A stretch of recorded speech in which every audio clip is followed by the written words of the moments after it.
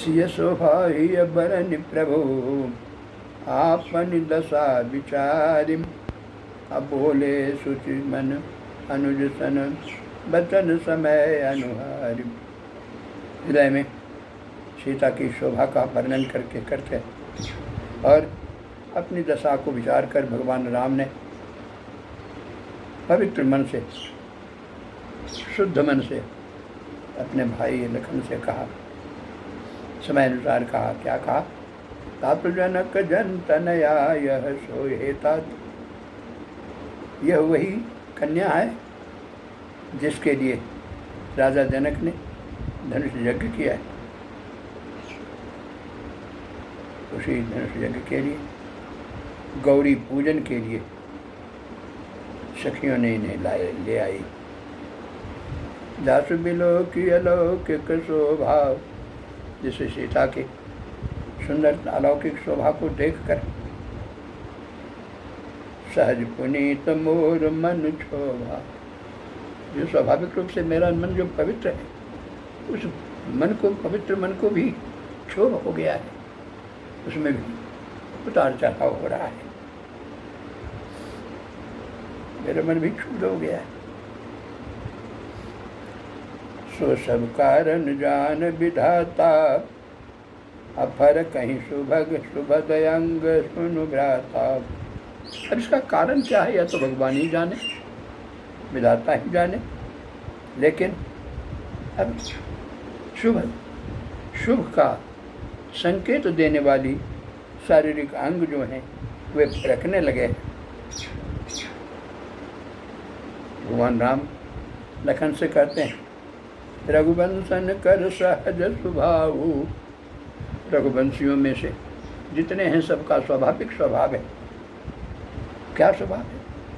तब मनु कुपंथ पगु धरय न काहू। कोई रघुवंशियों में से जो भी हो, कोई कुपंथ पर मन नहीं रखते, खराब रास्ते पर मन को नहीं ले जाने देते। महियत से प्रतीत मन केरी। अब मेरे मन को पूरा विश्वास हो रहा है कि जय सपने हूँ पर नारी नहेरी। यह जो दिशा है रघुवंशियों की, यह दशा सपने में भी दूसरे के नारी पर नारी पर ध्यान नहीं देते। वही जय सपने पर नारी, जिनके लहई नरी पुरन पीठी। नहीं पावही करती मनु देठी। मंगन लहई न जिनके नहीं, ते बरबर नरबर थोड़े जग माही।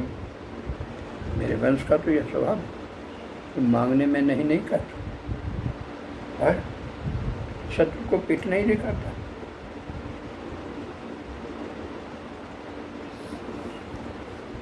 करत बत कही अनुज सन मन सिय रूप लोभान। मुख सरोज मकरंद छवि करे मधुपैव पान। इसी तरह भाई के साथ बात कर ही रहे, इधर मन जो है वो मन का बाग हाथ से छूट गया।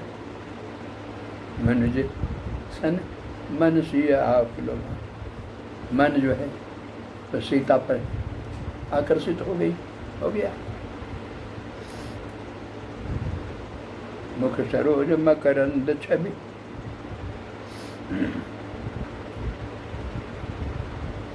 मुख रूपी कमल के छवि रूप मकरंद रस को भंवरे की तरह पी रहा है।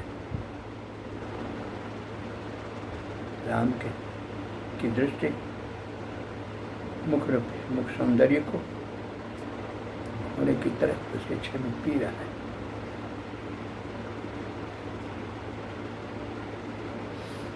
चितवत चकित चहूँ जिस जिसीता, कह गए नृप किशोर मनु चीता।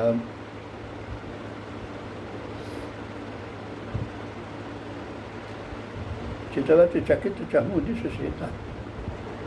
इधर जानकी भी चारों तरफ दृष्टि दौड़ा रही है, दृष्टि दौड़ा रही, कहाँ गए निप किशोर मन चित। वह राजकुमार कहाँ गए? मन जो है मनुचिंता, मन में चिंता हो रही है उसको देखने के। जहाँ भी लोग मृग शावक नैनी, जिसको देखकर बाल मृग नैनी, मृग के छोटी आँख वाली सीता जी जहाँ दृष्टि डालती है वहाँ मानो श्वेत कमलों की कतार बरस जाती है। लता ओट तब सखिन लखाए, श्यामल गौर किशोर सुहाए। तब सखियों ने दिखाया, ए देखो वहाँ लता की ओट में वे खड़े हैं। लता ओट तब सखिन लखाए, सखियों ने दिखाया, श्यामल गौर किशोर सुहाए। और श्यामला और गौर रखा हुआ दोनों किशोर युवक दिखाई पड़ा। देखी रूप लोचन ललचाने, दोनों भाइयों के रूप को देखकर सीता की आंखें ललायित हो गई, ललचाने लगी। हर से जन निज निज पहचाने। ये दोनों एक दूसरे को देखकर इस तरह आनंदित हुए, लगता है जैसे पूर्व परिचित, पहले से ही दूसरे को जानते हैं, इसलिए हर्ष जन। इस तरह हर्ष है, आनंद है। कैसे? जैसे पूर्व परिचित मिलने से जो आनंद होता है वही आनंद इन दोनों को हो रहा है। थके नयन रघुपति छवि देखे, भगवान राम के सौंदर्य को देखकर सीता की आंखें थकती नहीं। अपुलकन हूँ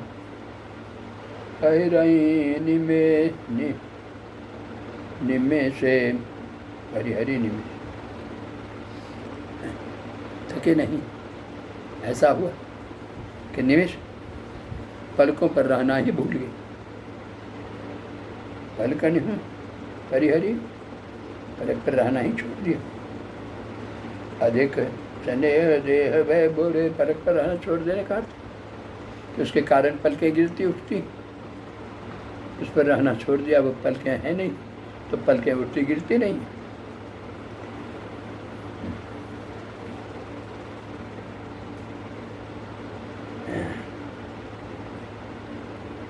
अधिक स्नेह देह भय भव भोरी, असरद सही जनुचित चकोरी।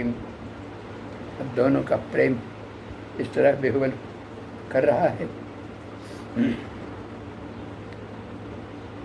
प्रेम के कारण शरीर बेहुबल हो गया मानो शरद ऋतु के चंद्रमा को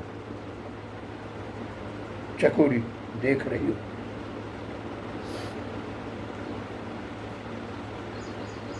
लोचन मग राम ही उर आने, सीता ने आँख के रास्ते से राम को अपने हृदय में लाकर दिन पलक कपाट शयानी चतुरा सीता ने भगवान राम के दृश्य को, शोभा को आँखों के माध्यम से रास्ते से हृदय में लाकर हृदय के कपाट को बंद कर दिया। तब जब श्री सखिन प्रेम बस जानी, जब श्री सखिन प्रेम बस जानी, कही न सकई कछु मन सकुचानी। जब सखियों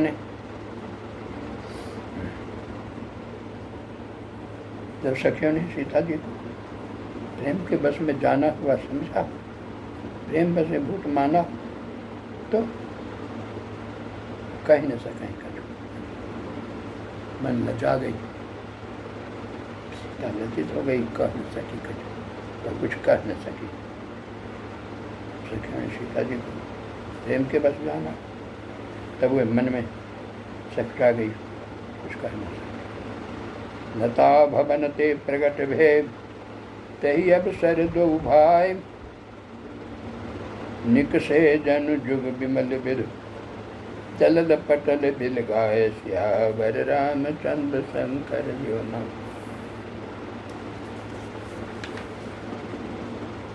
इसी समय दोनों भाई लता मंडप,